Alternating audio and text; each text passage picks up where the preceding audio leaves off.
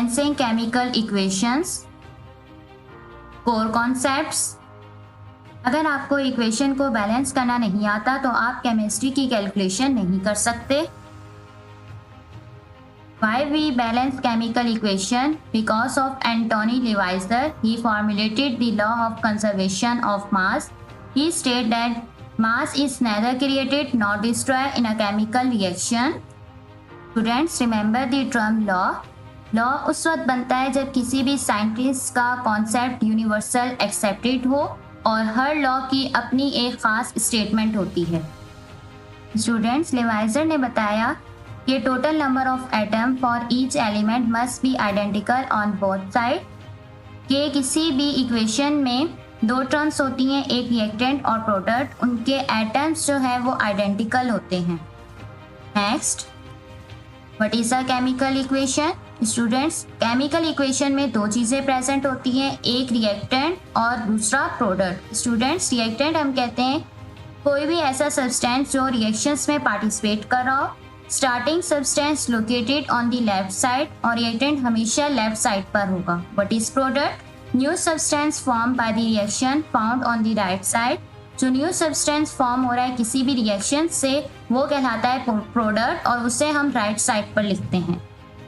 Next, understanding symbols and arrows.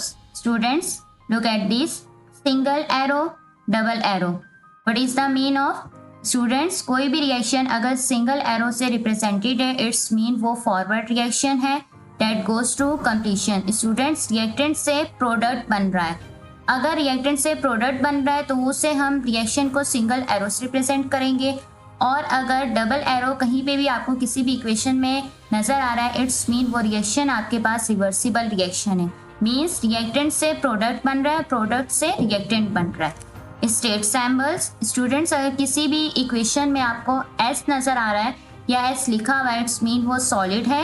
L mean liquid, G mean gas, A Q means aqueous in water, यानी water की form में। Next, notation components. Students, किसी भी equation में दो चीजें प्रेजेंट होती हैं, एक कहलाते हैं कोफिशिएंट्स और एक होते हैं subscripts. What is this? Look at this, chemical notation components, coefficient. Students, large number placed in front of formulas. These numbers are the variables. Student, look at this example. आपके पास किसी भी फॉर्मूले में जो फ्रंट पर नंबर लिखा होगा वो आपके पास कहलाता है coefficient. What is subscripts? Small numbers within formula. Never change these as they define the molecule's chemical identity. Students, अगर आपको किसी भी फॉर्मूले के बीच में कोई नंबर्स नजर आ रहा है वो कहलाता है सबस्क्रिप्ट्स और इसे आप चेंज नहीं कर सकते। Next, student, look at this, what is reactant and what is product. Hydrogen gas जिसे हम H2 भी कह रहे हैं, oxygen gas O2।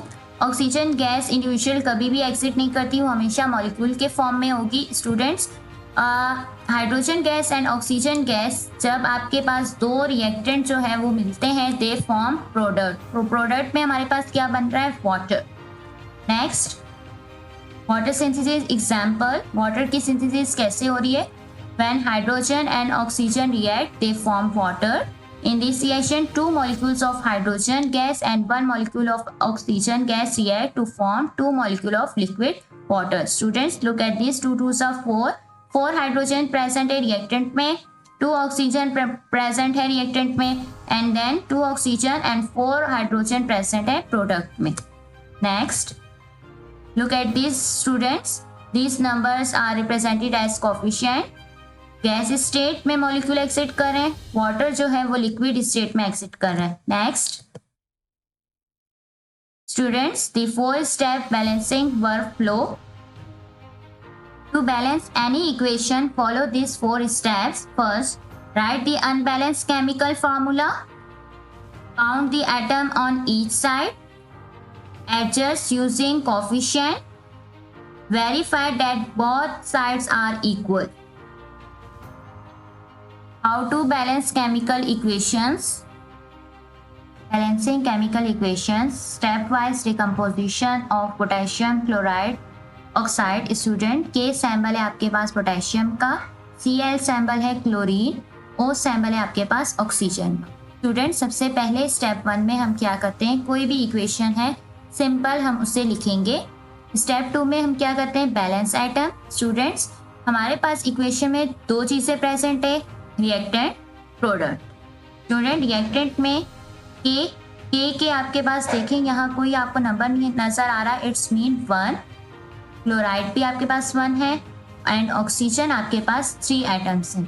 Student product में के आपके पास 1, Cl 1 है, ऑक्सीजन आपके पास 2 प्रेजेंट्स हैं। अब यहाँ आप देखें कि ऑक्सीजन आपके पास अनबैलेंस है, हमें सबसे पहले ऑक्सीजन को बैलेंस करना है। स्टेप 3 में हम क्या करते हैं, एडजस्ट कोफिशिएंट्स। स्टूडेंट्स कोफिशिएंट में आप देखें कि प्रोडक्ट में ऑक्सीजन अनबैलेंस है, हम प्रोडक्ट में अगर यहाँ 2 लगाएंगे तो 2 2 4 हो जाएगा, तो यहाँ फिर ऑक्सीजन अनबैलेंस हो जाएंगे। अगर हम यहाँ 3 लगाते हैं तो 3 2 6। पोटेशियम यहाँ के आपके पास 1 ही है, Cl आपके पास 1 है। स्टूडेंट्स अब यहाँ देखें आप, ये ऑक्सीजन यहाँ 6 हो गए, हमें यहाँ पर भी रिएक्टेंट में ऑक्सीजन 6 करने हैं। तो हम कैसे करेंगे कि यहाँ अगर हम 2 लगाते तो आपके पास 2 3 6 ऑक्सीजन बैलेंस, लेकिन 2 के हो जाएगा और Cl भी आपके पास 2 हो जाएंगे। अब स्टूडेंट्स लुक एट दिस, यहाँ हमारे पास ये पोटेशियम और क्लोरीन अनबैलेंस है, अब हमें इससे भी बैलेंस करना है। तो हम क्या करेंगे, फाइनल चेक एंड बैलेंस। कैसे करेंगे कि यहाँ हमारे पास अगर 2 के है तो इट्स मीन अगर हम यहाँ 2 लगा दें तो के भी आपके पास 2 हो जाएगा, Cl भी आपके पास 2 हो जाएगा। तो ये इक्वेशन आपके पास क्या हो गई, now this chemical equation is balance. Case study decomposition of potassium chloride oxide. Students ये स्टेट आपके पास अनबैलेंस थी, हमने जब फ्रंट पर 2 लगाया और KCl के फ्रंट पर 2 और ऑक्सीजन के साथ 3 लगाया तो ये इक्वेशन आपके पास क्या हो गई, बैलेंस हो गई। The final answer this. Next, common mistakes to avoid. Students आपने ये मिस्टेक्स अवॉइड करनी है कि आपने सब स्क्रिप्ट को चेंज नहीं करना। आप यहाँ पर जो ये आपके पास स्मॉल नंबर्स लिखे हुए हैं आप इनको चेंज नहीं कीजिएगा, आपने जो भी नंबर लगाना है वो इनके फ्रंट पर लगाना है। लोवेस्ट नंबर आप लीजिएगा एंड आपके पास जितने भी एलिमेंट्स हैं ऑक्सीजन, हाइड्रोजन, नाइट्रोजन, क्लोरीन, ये हमेशा पेयर फॉर्म में एग्जिस्ट करते हैं। Now it's your turn. Try to balance these two problems, problem 1 and problem 2. If you found this helpful, please like and subscribe my YouTube channel CBS Learning. Stay tuned for the next lecture. Thank you.